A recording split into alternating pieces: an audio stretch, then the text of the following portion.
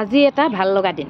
ছোৱালীজনীয়ে বহু দিনৰে পৰা কৈ আছিলে এটা আইফোন লাগে, সেয়েহে ঘপককৈ ওলাই আহিলোঁ। এইফালে আছোঁ আমি এতিয়া ষ্টেচন চাৰিআলি জ্যোতিক কমিউনিকেশ্যন মোবাইল দোকানত, আৰু ইফালে ল'বলৈ আহিছোঁ আইফোন। আৰু আইফোনটো ছোৱালীয়ে এফালে চাই আছে কি কালাৰ ল'ম, আৰু এইফালে ময়ো আপোনালোকক অলপ শ্বেয়াৰ কৰোঁ বুলি ভিডিঅ' কৰি আছোঁ। এইফালে ছোৱালীয়ে মোবাইলটো চাই আছে, আৰু এইফালে আছে আমাৰ ভতিজা ল'ৰা আৰু নিহাৰিকা আহিছে লগত, আৰু এইফালে ফাইনেন্সৰ মানুহে ফাইনেন্সৰ কাম কৰি আছে। আৰু ইফালে অলৰেডি মোবাইলটো ওলাই দেখালেই আইফোন আহি গ'ল, আৰু ইফালে মই মোবাইলটো খুলিবলৈ মোকে দিছে। এয়া দেখালোঁ, চাওকচোন।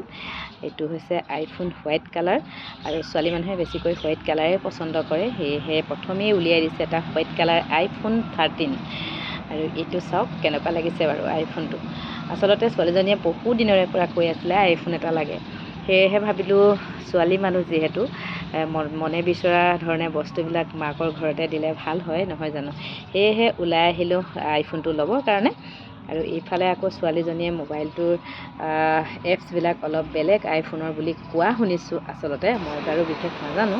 এইফালে ছোৱালীজনীয়ে মোবাইলটোৰ এপছবিলাক কেনেকুৱা কি ছেটিংছ কৰি আছে, আৰু মই অলপ শ্বেয়াৰ কৰিলোঁ আপোনালোকৰ লগত, ভিডিঅ' কৰি আছোঁ। চাওক, আইফোনটো ল'বলৈ আহিছোঁ যেতিয়া মনটো বহুত বেছি ভাল লাগিছে, কিয়নো আইফোনটো কোৱা শুনিছোঁ বোলে বহুত ভিডিঅ' আৰু ফটোৰ কোৱালিটি ভাল হয়। নাজানো, আৰু মই যেতিয়া ভিডিঅ' বনাম আৰু ফটো মাৰিম তেতিয়াহে গম পাম কিমান কি। আৰু ইফালে আমি এতিয়া লৈছোঁ আইফোন 13। আৰু ইফালে ছোৱালীজনীয়ে মোবাইলটো পাই বিৰাটেই ফূৰ্তি পাইছে, আৰু মোৰো ভাল লাগিছে। বিশেষকৈ বহু দিনৰে পৰা ভাবি থকা বস্তু এটা আচলতে ছোৱালীজনীক লৈ দিবলৈ আহিছোঁ। তুমি নুঠা না? নুঠা বাৰু, এই উঠিয়ে যায় নহয়, আৰু সেইটোৱে দিগদাৰ। আৰু এইফালে চাওক, এইটো এটা ডগী, ইমান মৰম লগা ডগীটো, সকলো কথাই বুজি পায়। আৰু ময়ো জীৱ জন্তু বুলি ক'লে বহুত বেছি ভাল পাওঁ। আৰু ইফালে মালিকে কৈছে নমস্কাৰ দিবলৈ, ইমান ধুনীয়াকৈ নমস্কাৰ দিছে, চাওকচোন। এতিয়া আহি ঘৰ পালোহি, পটাপট ভৰি হাত ধুই ফ্ৰেছ হৈ ল'লোঁ, ডাইৰেক্ট সোমাই গ'লোঁ পাকঘৰত। আৰু মাছ অলপ লৈ আহিছিলোঁ, মাছ আৰু জিকা দি এতিয়া বনাই আছোঁ। আৰু মা আছে, পটাপট পাকঘৰত সোমাই প্ৰথমে মাক ৰান্ধি বাঢ়ি খুৱাই ল'লোঁ, যিহেতু মা অসুখ হৈ আছে। কিছুমানে হয়তো গম পায় আৰু কিছুমানে হয়তো গম নাপায়। মা অলপ এতিয়া সুস্থ হৈছে বাৰু। ৰাতিপুৱাৰ পৰা মোৰ ৰুটিন চেঞ্জ হৈ গৈছে, মানে সোনকালে শুই উঠি মাক খুৱাব লাগে, মেডিচিনো খুৱাব লাগে, সেইকাৰণে মাৰ কাৰণে খানাও ৰেডি কৰিব লাগে। আৰু এতিয়া আমি যিহেতু ইমান সুন্দৰ বস্তু এটা ঘৰলৈ কিনি আনিছোঁ, আমিও সোনকালে ৰান্ধি বাঢ়ি খাব লাগিব। আৰু ল'ৰা ছোৱালী মাক যেতিয়া পাকঘৰত সোমাবই লাগিব, ভাগৰ লাগিলেও কাম কৰিব লাগিব, আৰু মানে কাম কৰিবই লাগিব, পাকঘৰত ভাত ৰান্ধিবই লাগিব, নহয় জানো? সেয়েহে আজি এয়া পাকঘৰত এতিয়া মাছ বনাই আছোঁ। আৰু এইফালে চাওক, দেখালোঁ অলপ।